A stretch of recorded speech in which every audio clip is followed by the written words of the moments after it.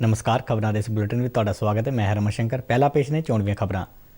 प्रधानमंत्री नरेंद्र मोदी अज यूपी के शाहजहांपुर में गंगा एक्सप्रैस वे का नींह पत्थर रखणगे। माली वरे 2021-22 की तीजी तिमाही में अगाऊ कर उगराही 53% वधी।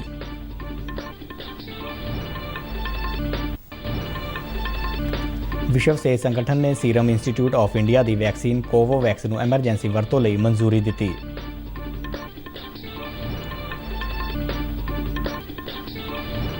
केंद्रीय स्टील मंत्री रामचंद्र प्रसाद सिंह अज मंडी गोबिंदगढ़ विखे सनअतकारां नाल मीटिंग करनगे।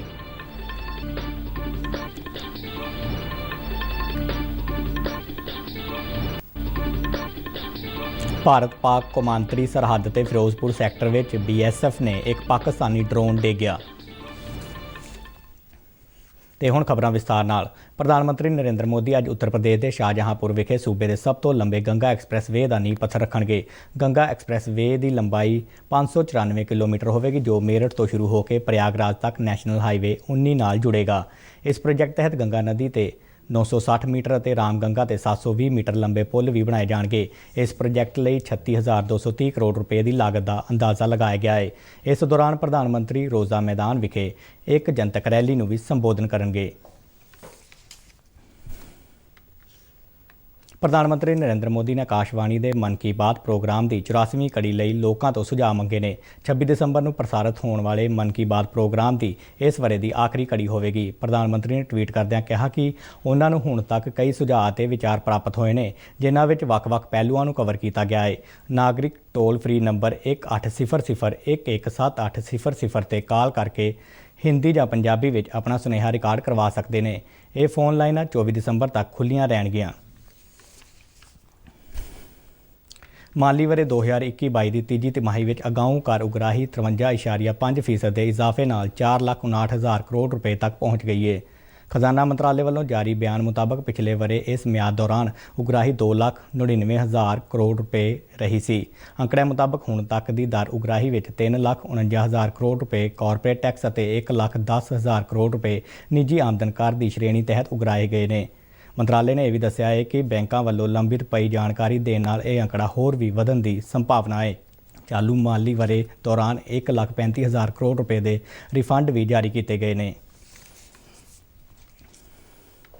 केंद्रीय गृह मंत्री अमित शाह ने कहा है कि अगले वरे विच भारत दुनिया का सब तो तेज़ी नाल वधन वाला अर्थचारा साबित होगा। नवी दिल्ली विखे federation of Indian chambers of commerce के प्रोग्राम को संबोधन करदਿਆਂ अमित शाह ने कहा कि कोरोना के दौर में देश की अर्थव्यवस्था को मजबूत करने लई सही समय पर कई नीतिगत फैसले लए गए हैं, जिस नाल भारत को महामारी के प्रभाव तो तेज़ी नाल उभरन में लाहा मिलिया है।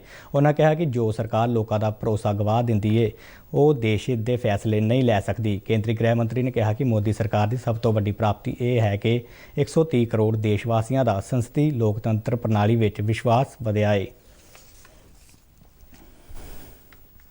विश्व सेहत संगठन ने सीरम इंस्टीट्यूट ऑफ इंडिया वालों तैयार की गई वैक्सीन कोवोवैक्स को एमरजेंसी वरतों वाले टीकिਆਂ की सूची में शामिल करने को मंजूरी दे दी है।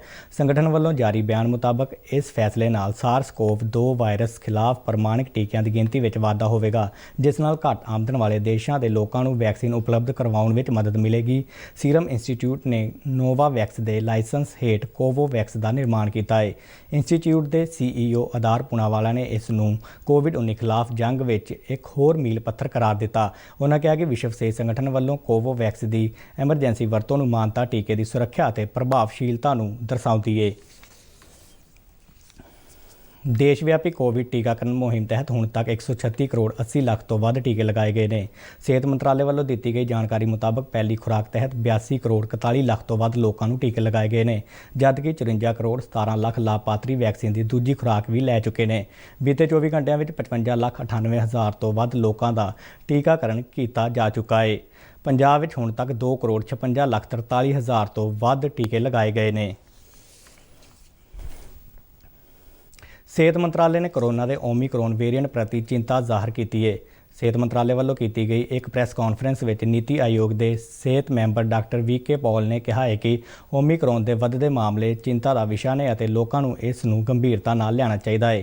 ਉਹਨਾਂ ਸਲਾਹ ਦਿੱਤੀ ਕਿ ਨਾਗਰਿਕਾਂ ਨੂੰ ਵੈਕਸੀਨ ਦੀਆਂ ਦੋਵੇਂ ਖੁਰਾਕਾਂ ਲਗਵਾਉਣੀ ਚਾਹੀਦੀਆਂ ਨੇ ਅਤੇ ਗੈਰ ਜ਼ਰੂਰੀ ਯਾਤਰਾ ਤੋਂ ਪਰਹੇਜ਼ ਕਰਨਾ ਚਾਹੀਦਾ ਹੈ। ਡਾਕਟਰ ਪਾਲ ਨੇ ਕੋਰੋਨਾ ਦੇ ਢੁਕਵੇਂ ਵਿਵਹਾਰ ਦੀ ਪਾਲਣਾ ਕਰਨ ਦੀ ਅਪੀਲ ਕੀਤੀ। ਓਮਿਕਰੋਨ ਦੀ ਤਾਜ਼ਾ ਸਥਿਤੀ ਦਾ ਜ਼ਿਕਰ ਕਰਦਿਆਂ ਉਹਨਾਂ ਕਿਹਾ ਕਿ ਇਹ ਵੇਰੀਐਂਟ ਤੇਜ਼ੀ ਨਾਲ ਡੈਲਟਾ ਵੇਰੀਐਂਟ ਨੂੰ बदल रहा है, जिसका मतलब है कि ये तेजी नाल फैल रहा है। में भी अगर जो केसेस कल यूके में हुए हैं 88,000 के करीब 80,000 ले लीजिए, अगर हम उसको पॉपुलेशन के बेस पे लें तो ये 14 लाख केस होंगे भारत की पॉपुलेशन पे अगर हम उसको लगाएं। कहने का मतलब ये है, हमने वो 4 लाख वाली एक सर्च देखी थी, तो जो भी हो रहा है हम इसमें भी पूरी तरह से कहना कि डेल्टा है, दोबारा वाला डेल्टा है, ओमिक्रॉन की, तो ये इमर्ज हो रहा है। लेकिन the fact is at this very time the surge being experienced in UK is to the tune of 14-15 lakh per day. ਕੇਂਦਰੀ ਸਟੀਲ ਮੰਤਰੀ ਰਾਮਚੰਦਰ ਪ੍ਰਸਾਦ ਸਿੰਘ ਅੱਜ ਫਤਿਹਗੜ੍ਹ ਸਾਹਿਬ ਜ਼ਿਲ੍ਹੇ ਦੇ ਮੰਡੀ ਗੋਬਿੰਦਗੜ੍ਹ ਖੰਨਾ ਦਾ ਦੌਰਾ ਕਰਨਗੇ। ਉਹ NISST ਵੱਲੋਂ ਸਟੀਲ ਸਨਅਤਾਂ ਨਾਲ ਜੁੜੇ ਸਨਅਤਕਾਰਾਂ ਦੀ ਕਰਵਾਈ ਜਾ ਰਹੀ ਇੱਕ ਮੀਟਿੰਗ ਵਿੱਚ ਹਿੱਸਾ ਲੈਣਗੇ। ਉਹ NISST ਦੇ ਕੰਪਲੈਕਸ ਦਾ ਦੌਰਾ ਕਰਨਗੇ ਅਤੇ ਅਧਿਕਾਰੀਆਂ ਨਾਲ ਗੱਲਬਾਤ ਵੀ ਕਰਨਗੇ। ਭਾਰਤ ਪਾਕ ਕੌਮਾਂਤਰੀ ਸਰਹੱਦ ਤੇ ਫਿਰੋਜ਼ਪੁਰ ਸੈਕਟਰ ਵਿੱਚ ਭਾਰਤੀ ਖੇਤਰ ਅੰਦਰ ਬੀਤੀ ਰਾਤ ਇੱਕ ਡਰੋਨ ਨੂੰ BSF ਦੇ ਜਵਾਨਾਂ ਨੇ ਮਾਰ ਸੁੱਟਿਆ। BSF ਦੇ ਸੀਨੀਅਰ ਅਧਿਕਾਰੀਆਂ ਮੁਤਾਬਕ ਇਹ ਡਰੋਨ ਪਾਕਿਸਤਾਨ ਦੀ ਤਰਫੋਂ ਭਾਰਤ ਵਿੱਚ ਦਾਖਲ ਹੋਇਆ। ਡਰੋਨ ਦੀ ਸ਼ੱਕੀ ਕਾਰਵਾਈ ਤੋਂ ਬਾਅਦ ਇਲਾਕੇ ਵਿੱਚ ਤਲਾਸ਼ੀ ਮੁਹਿੰਮ ਚਲਾਈ ਗਈ। ਉਹਨਾਂ ਦੱਸਿਆ ਕਿ ਮੁੱਢਲੀ ਜਾਂਚ ਤੋਂ ਇਸ ਡਰੋਨ ਦੇ ਚੀਨ ਵਿੱਚ ਬਣੇ ਹੋਣ ਦੀ ਪੁਸ਼ਟੀ ਹੋਈ ਹੈ। ਪੰਜਾਬ ਦੇ ਜੇਲ੍ਹ ਅਤੇ ਸੁਧਾਰ ਸੇਵਾਵਾਂ ਵਿਭਾਗ ਨੇ ਜੇਲ੍ਹਾਂ ਦੇ ਬੰਦੀਆਂ ਨੂੰ ਸਿੱਖਿਆ ਪ੍ਰਦਾਨ ਕਰਨ ਲਈ ਪ੍ਰੋਜੈਕਟ ਸਿੱਖਿਆ ਦਾਤ ਤਹਿਤ Jagat Guru Nanak Dev Punjab state open university Patiala ਨਾਲ ਇੱਕ ਸਮਝੌਤਾ ਕੀਤਾ ਹੈ। ਇਸ ਸਮਝੌਤੇ ਦਾ ਮਕਸਦ ਕੈਦੀਆਂ ਨੂੰ ਸਿੱਖਿਆ ਨਾਲ ਜੋੜਨਾ ਹੈ ਤਾਂ ਜੋ ਰਿਹਾਈ ਤੋਂ ਬਾਅਦ ਉਹ ਆਰਥਿਕ ਤੌਰ ਤੇ ਆਤਮ ਨਿਰਭਰ ਹੋ ਸਕਣ। ਯੂਨੀਵਰਸਿਟੀ ਦੇ ਉਪ ਕੁਲਪਤੀ ਡਾਕਟਰ ਕਰਮਜੀਤ ਸਿੰਘ ਨੇ ਦੱਸਿਆ ਕਿ ਯੂਨੀਵਰਸਿਟੀ ਇੱਕ ਵਿਸ਼ੇਸ਼ ਵਰਗ ਦੇ ਵਿਦਿਆਰਥੀਆਂ ਨੂੰ ਵੱਖ-ਵੱਖ ਪ੍ਰੋਗਰਾਮਾਂ ਵਿੱਚ ਦਾਖਲਾ ਲੈਣ ਲਈ ਇੱਕ ਵਿਦਿਅਕ ਮੰਚ ਮੁਹੱਈਆ ਕਰੇਗੀ। ਕਾਨੂੰਨ ਅਤੇ ਨਿਆਂ ਮੰਤਰੀ ਕਿਰਨ ਰਿਜੀਜੂ ਨੇ ਕਿਹਾ ਹੈ ਕਿ ਇਲੈਕਟ੍ਰੋਨਿਕਸ ਵੋਟਿੰਗ ਮਸ਼ੀਨਾਂ ਪੂਰੀ ਤਰ੍ਹਾਂ ਸੁਰੱਖਿਅਤ ਨੇ। ਲੋਕ ਸਭਾ ਵਿੱਚ ਇੱਕ ਸਵਾਲ ਦੇ ਲਿਖਤੀ ਜਵਾਬ ਵਿੱਚ ਉਹਨਾਂ ਕਿਹਾ ਕਿ EVM ਦੀ ਤਕਨੀਕੀ ਅਤੇ ਪ੍ਰਸ਼ਾਸਕੀ ਸੁਰੱਖਿਆ ਕਰਕੇ ਇਹ ਮਸ਼ੀਨਾਂ ਮੁਕੰਮਲ ਰੂਪ ਵਿੱਚ ਭਰੋਸੇਯੋਗ ਅਤੇ ਸੁਰੱਖਿਅਤ ਨੇ। ਰਿਜੀਜੂ ਨੇ ਸਪਸ਼ਟ ਕੀਤਾ ਹੈ ਕਿ ਇਹੋ ਜਿਹਾ ਕੋਈ ਪ੍ਰਸਤਾਵ ਵੀ ਵਿਚਾਰ ਅਧੀਨ ਨਹੀਂ ਹੈ ਜਿਸ ਵਿੱਚ ਵੋਟਿੰਗ ਮਸ਼ੀਨਾਂ ਦੇ ਬਦਲ ਦੀ ਗੱਲ ਕੀਤੀ ਗਈ ਹੋਵੇ। ਉਹਨਾਂ ਇਹ ਵੀ ਦੱਸਿਆ ਕਿ ਚੋਣ ਕਮਿਸ਼ਨ ਨੂੰ ਦੇਸ਼ ਵਿੱਚ EVM ਦੀ ਵਰਤੋਂ ਸੰਬੰਧੀ ਹੁਣ ਤੱਕ ਕੋਈ ਵੀ ਰਿਪੋਰਟ ਨਹੀਂ ਮਿਲੀ। ਰਾਜਧਾਨੀ ਖੇਤਰ ਦਿੱਲੀ ਵਿੱਚ ਹਵਾਈ ਪ੍ਰਦੂਸ਼ਣ ਦੀ ਸਮੱਸਿਆ ਨੂੰ ਧਿਆਨ ਵਿੱਚ ਰੱਖਦਿਆਂ ਹਵਾ ਗੁਣਵੱਤਾ ਪ੍ਰਬੰਧਨ ਕਮਿਸ਼ਨ ਨੇ ਖੇਤਰ ਅੰਦਰ ਉਸਾਰੀ ਅਤੇ ਢਾਹ ਢੁਆਈ ਸੰਬੰਧੀ ਗਤੀਵਿਧੀਆਂ ਤੇ ਅਗਲੇ ਹੁਕਮਾਂ ਤੱਕ ਰੋਕ ਲਗਾ ਦਿੱਤੀ ਹੈ। ਕਮਿਸ਼ਨ ਮੁਤਾਬਕ ਦਿੱਲੀ NCR ਖੇਤਰ ਵਿੱਚ ਹਵਾਈ ਪ੍ਰਦੂਸ਼ਣ ਵਧਣ ਦਾ ਕਾਰਨ ਕਈ ਕਾਰਕ ਬਣੇ ਰਹੇ ਨੇ, ਜਿਨ੍ਹਾਂ ਵਿੱਚ ਉਸਾਰੀ ਅਤੇ ਢਾਹ ਢੁਆਈ ਦੀਆਂ ਗਤੀਵਿਧੀਆਂ ਵੀ ਸ਼ਾਮਲ ਨੇ। ਕਮਿਸ਼ਨ ਨੇ ਹਸਪਤਾਲਾਂ, ਨਰਸਿੰਗ ਹੋਮ, ਸਿਹਤ ਸੰਭਾਲ ਸੁਵਿਧਾਵਾਂ, ਰਾਸ਼ਟਰੀ ਮਹੱਤਤਾ ਦੇ ਪ੍ਰੋਜੈਕਟ ਅਤੇ ਹੋਰ ਜਨਤਕ ਪ੍ਰਯੋਗ ਦੇ ਪ੍ਰੋਜੈਕਟਾਂ ਨੂੰ ਛੋਟ ਦਿੱਤੀ ਹੈ। ਰਾਜਧਾਨੀ ਖੇਤਰ ਵਿੱਚ ਹਵਾ ਦਾ ਮਿਆਰ ਗੁਣਵੱਤਾ ਸੂਚਕ ਅੰਕ ਵਿੱਚ ਬੇहद ਖਰਾਬ ਸ਼੍ਰੇਣੀ ਵਿੱਚ ਚੱਲ ਰਿਹਾ ਹੈ। ਸਪੇਨ ਵਿੱਚ ਚੱਲ ਰਹੀ ਵਿਸ਼ਵ ਬੈਡਮਿੰਟਨ ਚੈਂਪੀਅਨਸ਼ਿਪ ਦੇ ਸਿੰਗਲਸ ਵਰਗ ਵਿੱਚ ਭਾਰਤੀ ਸਟਾਰ ਸ਼ਟਲਰ ਕਿਦਾਂਬੀ ਸ਼੍ਰੀਕਾਂਤ ਅਤੇ ਲਕਸ਼ਯ ਸੇਨ ਨੇ ਸੈਮੀਫਾਈਨਲ ਵਿੱਚ ਪ੍ਰਵੇਸ਼ ਕਰ ਲਿਆ ਹੈ। ਕੱਲ੍ਹ ਸ਼ਾਮ ਖੇਡੇ ਗਏ ਕੁਆਰਟਰ ਫਾਈਨਲ ਮੁਕਾਬਲੇ ਵਿੱਚ ਸ਼੍ਰੀਕਾਂਤ ਨੇ ਡੱਚ ਸ਼ਟਲਰ ਮਾਰਕ ਕੈਜ਼ੂ ਨੂੰ 21-8 ਅਤੇ 21-7 ਦੇ ਸਿੱਧੇ ਸੈਟਾਂ ਵਿੱਚ ਹਰਾਇਆ। ਦੋਹਾਂ ਖਿਡਾਰੀਆਂ ਦਰਮਿਆਨ ਇਹ ਮੁਕਾਬਲਾ ਕੇਵਲ 26 ਮਿੰਟ ਚੱਲਿਆ।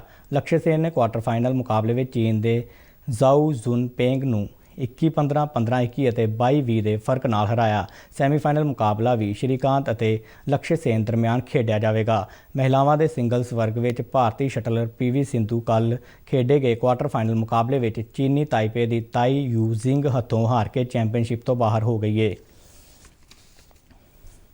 ਖਬਰਾਂ ਦੇ ਬੁਲਟਨ ਸਾਡੇ ਦਰਸ਼ਕ RNU DDK ਜਲੰਧਰ ਦੇ YouTube ਚੈਨਲ, Facebook ਪੇਜ ਅਤੇ Twitter ਹੈਂਡਲ ਤੇ ਵੀ ਦੇਖ ਸਕਦੇ ਨੇ। ਇਸ ਦੇ ਨਾਲ ਹੀ ਖਬਰਾਂ ਦਾ ਇਹ ਬੁਲਟਨ ਖਤਮ ਹੋਇਆ। ਨਮਸਕਾਰ। ਮੈਂ ਹੁਣ ਮਾਸਕ ਲਗਾ ਕੇ ਸਟੂਡੀਓ ਤੋਂ ਬਾਹਰ ਜਾ ਰਿਹਾ ਹਾਂ। ਤੁਸੀਂ ਵੀ ਬਾਹਰ ਜਾਣ ਲੱਗੇ ਮਾਸਕ ਜ਼ਰੂਰ ਲਗਾਓ। ਇਜਾਜ਼ਤ ਦਿਓ। ਧੰਨਵਾਦ।